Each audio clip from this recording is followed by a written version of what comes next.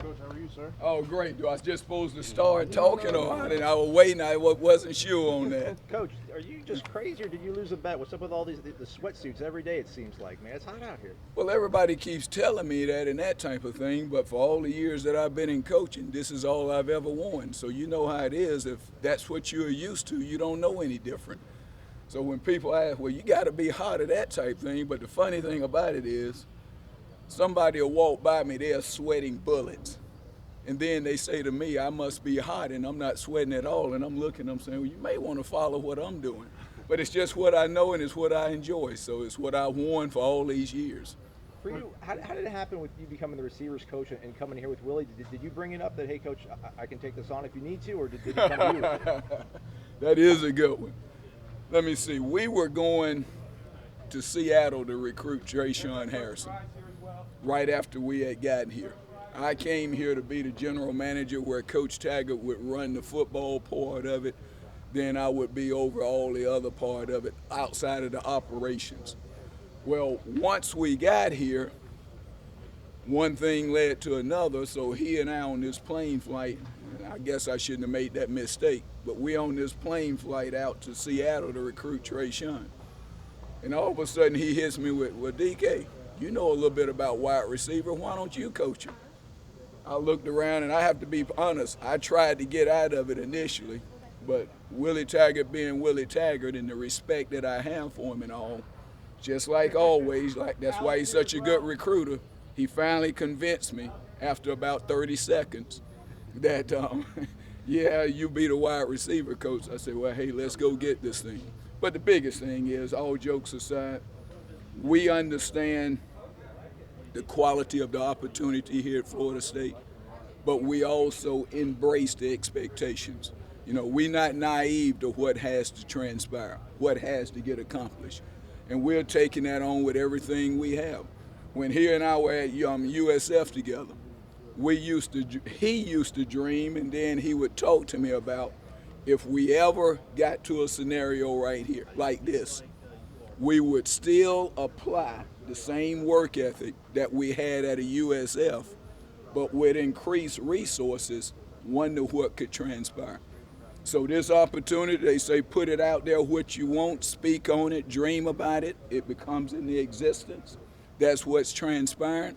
Now we are here, and as we always talk about, we understand we have to do something, and we will.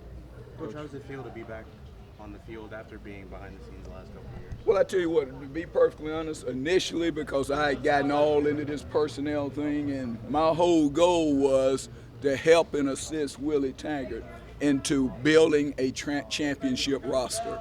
And that had become my goal and what my thrust was. And then that's why initially I wasn't sure if I wanted to get back on the field or not, because I had made this building a roster my new passion.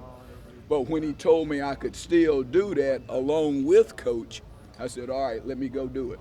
And then all of a sudden, after the first day of spring, I said, whoa, I like this again. And now I wouldn't give it up for anything. I'm enjoying the world out of it, and to see these young people develop, not only on the field, but off the field, and then seeing that brightness in their eyes that indicates that you are hitting a light that they understand and they are buying into, there's no better feeling than that. So I'm enjoying the heck out of it right now. Are you enjoying the moment too much, or are you, still kind of looking at the future? I know in your past, being a head coach was something that you didn't want to do.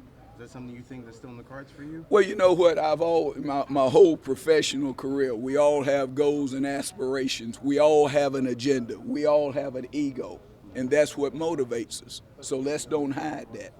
So for the vast majority of my entire career, it was built around preparing myself and building myself and taking the right steps to head up a Florida State one day.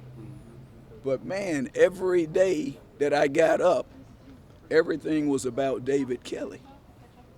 And I was never really satisfied or enjoyed the process the way I should have been. And then after a couple of years away and really doing some deep introspection, I said, you know what, if this transpires again, which I knew it would, I didn't know how, when, or where, I'm going to make it about others and not about David Kelly.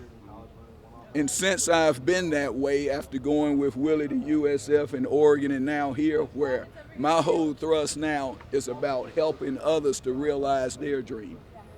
I get up every morning excited and ready to go because it's not about David Kelly anymore. It's about serving others. And because of my belief, the greatest leader that ever walked this earth was a servant leader. And I'm not perfect by any stretch of imagination. You can ask the receivers that. They'll be happily to share in with that.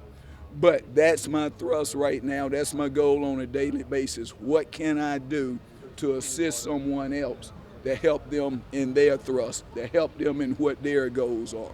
And my self-satisfaction level is going up exponentially because of that. Let's go one more. Coach, I guess on the field, you got some players that are a little bit injured, but